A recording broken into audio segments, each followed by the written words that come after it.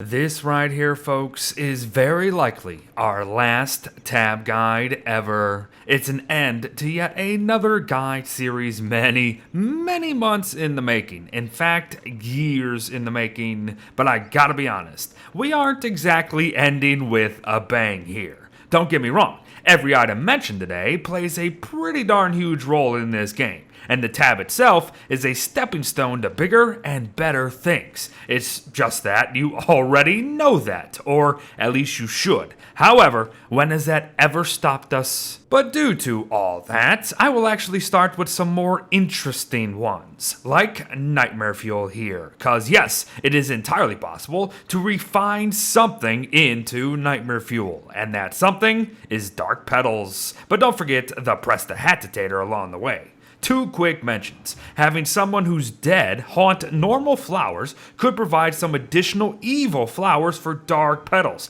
as they aren't exactly as available in Don't Starve Together as they are in Solo Don't Starve. On top of that, if homeless bees are left near mostly evil flowers, then eventually they will start spawning more evil flowers and evil flowers alone, so take note there. But expect heavy commentary throughout this guide, as covering every single item that every refinement item helps create would take roughly 70 years. But in this case, Nightmare Fuel goes into crap tons of magic, ancient, and character-specific crafts from all across the game. What you see are some of the best items and weapons in said game, but really I don't think obtaining Nightmare Fuel from the refinement tab is gonna do you much good in getting most of these. On the contrary, being able to refine a red and blue gem into a purple can be incredibly advantageous, especially in the early game. You will still need a Prestidigitator, sure.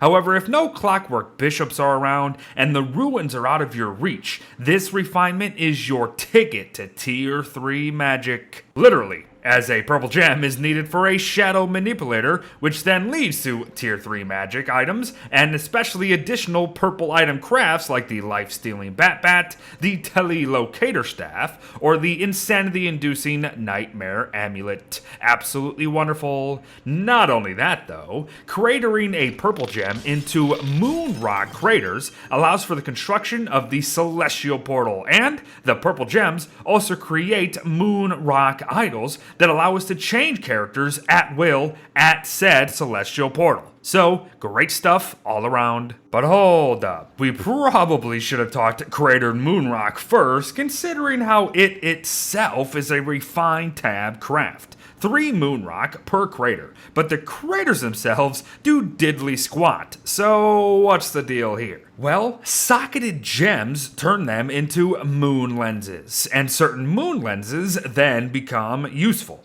Blue moon lenses become moon dials. Orange moon lenses become lazy deserters. Purple ones go into celestial portals, as mentioned, but also the Akku Vigil, essentially a glorified map marker that really isn't worth it in my opinion, but still kinda cool. These are all magic crafts, by the way, and the lazy deserter is gotten from a blueprint dropped by the antlion. But you know what else is likely not worth it? Feathery canvas. Why? Because it requires a lot of Melbatross feathers, and you can't ever find the bloody dang blue bird. Not only that, you need to find, and thus kill the thing first in order to even have access to this refined craft, and to continue, to even turn this craft into the supposedly better sale, you need 4 total, and that is very expensive, and I really don't think that is worth it at all. The time spent checking on all these shoals to even not find the Melbatross is not worth it.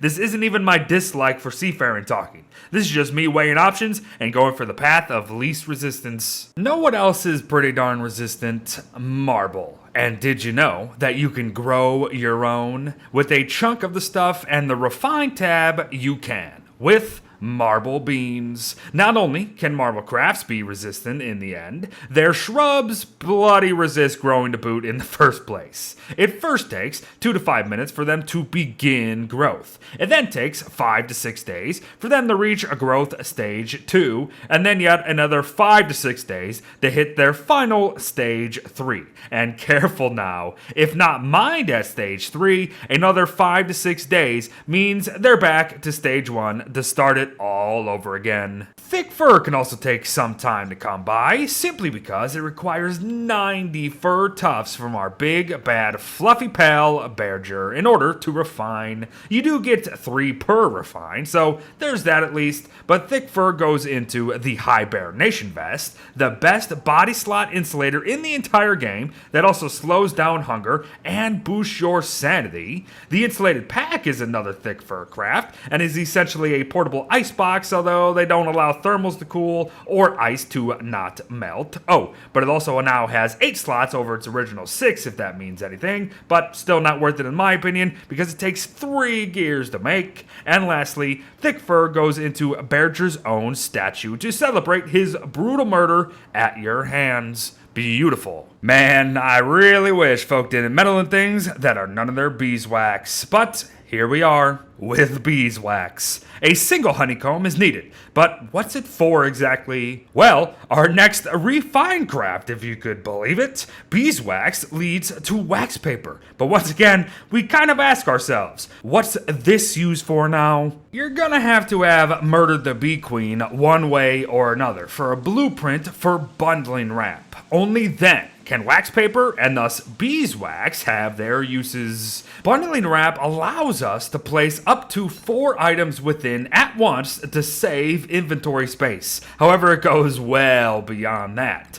Wrapped up food can remain in bundling wrap forever without ever spoiling, making bundling wrap one of the best items across all of Don't Starve history. But you might have noticed that once again, we might have jumped a bit early. Papyrus was needed for one of these previous crafts, yet we haven't discussed it yet. Papyrus is refined via 4 cut reeds obtained from the swamp and goes into all of Wickerbottom's books, the birdcage, a compass for whatever reason, summer clothing, Weber's spider eggs, Maxwell's Codex Umbra, maps, and the great healer that is Honey Poultice. So yes, Papyrus is pretty gosh darn important, so get you some. But to wrap it up, the big 3: rope, boards, and cut stone. Requiring 3 grass, rope leads to lanterns, places to sleep, more portable storage, drying racks, weapons, armors, walls, doors, traps, magic crafts, dress items, celestial crafts, science crafts, and seafaring nonsense. So yes, I think you see why we saved these 3 for last, because you should be very, very familiar with how important rope is for Pete's sake. But one thing to note,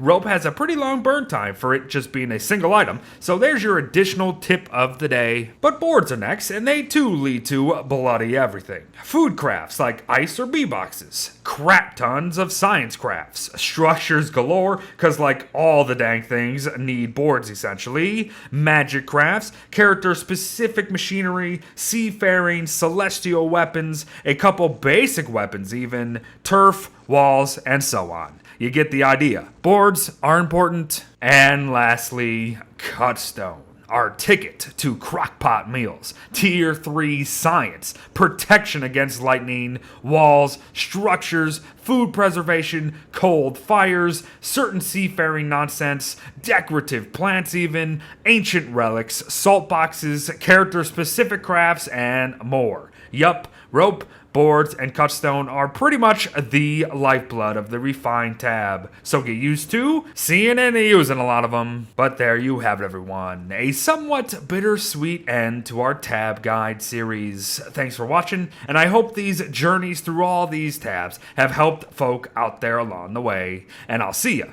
at the end of our biome guide series soon enough. Well wishes, and I'll see you next time. Bye bye.